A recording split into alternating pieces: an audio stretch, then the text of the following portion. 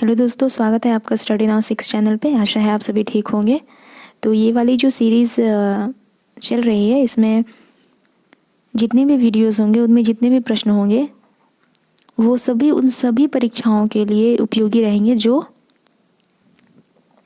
जिनमें एक विषय हिंदी भी रहने वाला है। ठीक है, इसलिए ध्यान दीजिएगा हर एक प्रश्न पर। हर एक प्रश्न यहाँ पे महत्वपूर्ण रहेंगे,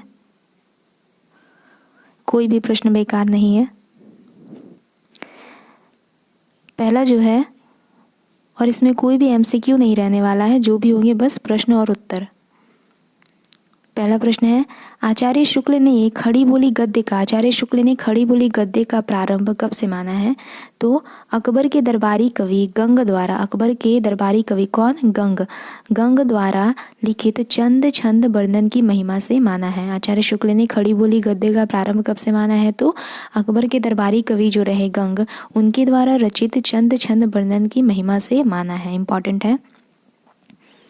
दूसरा प्रश्न है, किस विद्वान ने हिंदी साहित्य के प्रारंभिक काल को वीरगाथा काल कहा है? बहुत बार ये वाला प्रश्न आप लोगों ने सुना होगा, पढ़ा भी होगा कि किस विद्वान ने हिंदी साहित्य के प्रारंभिक काल को वीरगाथा काल कहा है? तो आचार्य रामचंद्र शुक्ल ने आदि काल को वीरगाथा काल भी नाम दिया है। प्रारंभिक काल यानी आदि काल। ठीक है, इसे आचार्य शुक्ल ने वीरगाथा काल नाम भी दिया है। अगला प्रश्न है, सदल मिश्र की दो प्रसिद्ध गद्य कृतियाँ कौन सी रही, जिनके बारे में पूछा जाता है? वे हैं नासिकेतोपाख्यान या चंद्रावती, दूसरा रामचरित। दूसरा रामचरित। नासिकेतोपाख्यान के बारे में तो बहुत बार पूछा गया है कि नासिकेतोपाख्यान किसकी रचना है? तो सदल मिश्र की रचना है। अगला प्रश्न है, लल्लू लाल जी की सर्वाधिक प्रसिद्ध ग्रंथ कौन सी है? बहुत बार पूछा जाता है इसके बारे में। प्रेम सागर किसकी ग्रंथ है, मतलब प्रसिद्ध ग्रंथ है? तो लल्लू लाल जी की प्रसिद्ध ग्रंथ है। इसमें ब्रजभाषा का प्रभुत्व दृष्टिगोचर होता है, यानी ब्रजभाषा का इसमें प्रभुत्व देखा जाता है। तथा इसकी शैली कैसी है? तो आख्यात्मक है। प्रेम सागर में ब्रजभाषा का प्रभुत्व देखा जाता है, ब्रजभाषा का प्रभाव देखा जाता है, और इसकी शैली कैसी है? तो आख्यात्मक है। प्रेम सागर लल्लू लाल जी की रचना है। अगला प्रश्न है, सुख सागर जो धार्मिक ग्रंथ रहा, इसके रचयिता कौन रहे? तो मुंशी सदा सुखलाल। इसके बारे में भी पूछा गया है बहुत बार। सुख सागर नामक धार्मिक ग्रंथ किसका है? तो मुंशी सदा सुखलाल की है। मुंशी सदा सुखलाल द्वारा रचित है। इसकी भाषा पर पंडितापन एवं फारसी का प्रभाव देखा जाता है। सुख सागर की जो भाषा रही, इस पर पंडितापन और फारसी का प्रभाव देखा जाता है। इम्पॉर्टेंट है। रानी केतकी की कहानी के रचनाकार कौन रहे? तो इंशाअल्लाह खां। रानी केतकी की कहानी के रचनाकार रहे इंशाअल्लाह खां। इस रचना को उदयभान चरित भी कहा जाता है। कभी कभी ऐसा ना पूछकर कि रानी केतकी की कहानी के रचनाकार कौन है, इस प्रकार पूछ देते हैं कि उदयभान चरित नामक रचना किनके द्वारा रचित है? तो इंशाअल्लाह खां द्वारा रचित है। यानी रानी केतकी की कहानी को उदयभान चरित भी कहा जाता है। दूसरा नाम उसका उदयभान चरित भी है। इसकी भाषा पर किसका प्रभाव है? तो उर्दू अरबी एवं फारसी का प्रभाव है इसकी भाषा पर। रानी केतकी की कहानी की भाषा पर किसका प्रभाव है? तो उर्दू अरबी एवं फारसी का प्रभाव है। अगला प्रश्न है, फोर्ट विलियम कॉलेज में भाषा मुंशी के रूप में किसे नियुक्त किया गया? फोर्ट विलियम कॉलेज जो रहा 1800 ईस्वी में कलकत्ता में, जिसकी स्थापना की गई थी, इसके भाषा मुंशी के रूप में किसके रूप में? भाषा मुंशी के रूप में किसे नियुक्त किया गया? तो लल्लू लाल और आरा के सदर मिश्र, यानी लल्लू लाल और सदर मिश्र जी को फोर्ट विलियम कॉलेज में भाषा मुंशी के रूप में नियुक्त किया गया था। ठीक है, भाषा मुंशी के रूप में किन किन को नियुक्त किया गया फोर्ट विलियम कॉलेज में? तो लल्लू लाल और सदर मिश्र को। अगला प्रश्न है, सुख सागर जो रचना रही सदा सुखलाल की रचना, मुंशी सदा सुखलाल की जो रचना रही सुख सागर, इसका विषय क्या रहा? तो विष्णु पुराण के उपदेशात्मक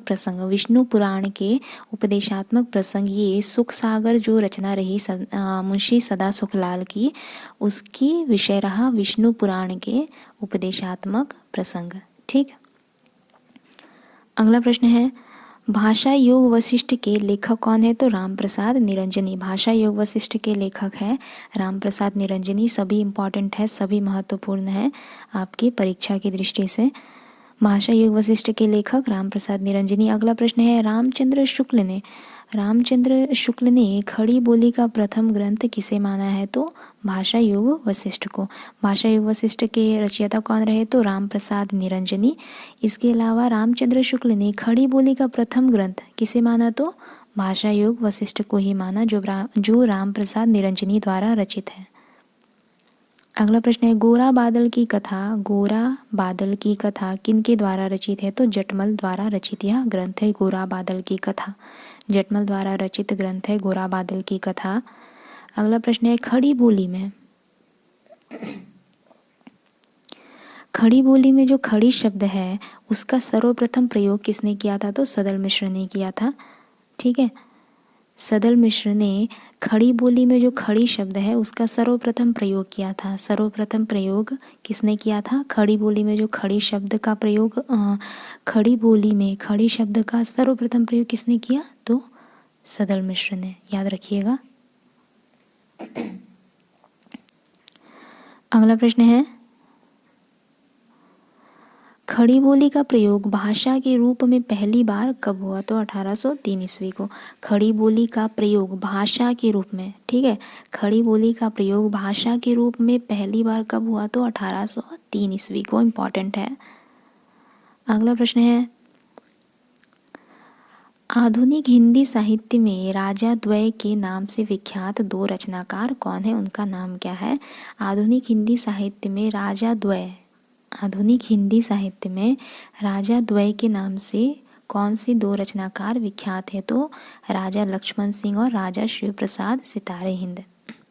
आधुनिक हिंदी साहित्य में राजा लक्ष्मण सिंह और राजा शिव प्रसाद सितारे हिंद राजा द्वय के नाम से विख्यात हैं।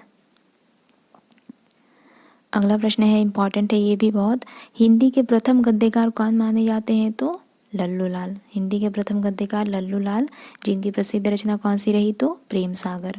हिंदी के प्रथम गद्यकार लल्लू लाल। हिंदी साहित्य के प्रथम काल को वीर काल किसने कहा? तो विश्वनाथ प्रसाद मिश्र ने। इम्पॉर्टेंट, हिंदी साहित्य के प्रथम काल को यानी आदिकाल को वीर काल किसने कहा? तो विश्वनाथ प्रसाद मिश्र ने।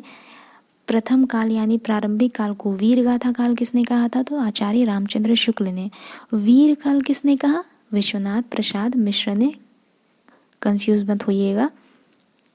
अगला प्रश्न है, ही आदिकाल को आधार काल किसने कहा? इंपॉर्टेंट है, आदिकाल को आधार काल किसने कहा? तो डॉक्टर मोहन अवस्थी ने आदिकाल को आधार काल कहा।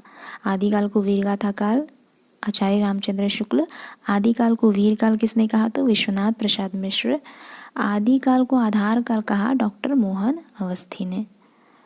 आदिकाल को सिद्ध सामंत युग किसने कहा? ये तो काफ़ी बार देखा है, एग्ज़ाम में आया है ये। मतलब इसमें जितने भी प्रश्न लिए जा रहे हैं हर वीडियो में, ये वाली जो सीरीज़ चला रखी है मैंने, इसमें जितने भी वीडियोस होंगे उसमें हर वीडियो में 20-20 प्रश्न होंगे, ठीक है, और सारे ही प्रश्न महत्वपूर्ण रहेंगे।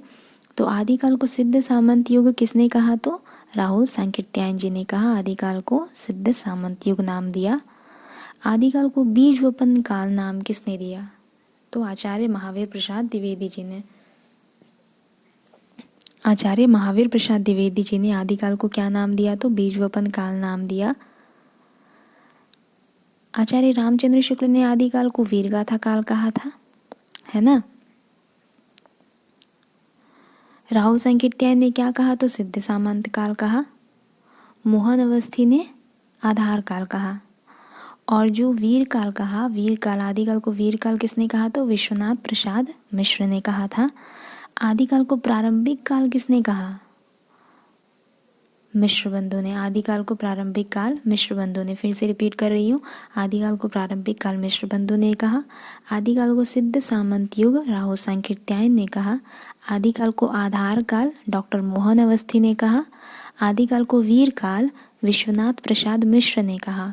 और आदिकाल को वीर गाथा काल किसने कहा? तो आचार्य रामचंद्र शुक्ल ने कहा। याद रखिएगा, सभी इम्पॉर्टेंट है यहाँ पे। तो आज की क्लास को हम यहीं पे समाप्त करते हैं, अगले क्लास में जल्दी मिलेंगे। तब तक के लिए अगर आप लोगों को अच्छा लगे वीडियो तो लाइक, शेयर और सब्सक्राइब ज़रूर कीजिएगा। धन्यवाद।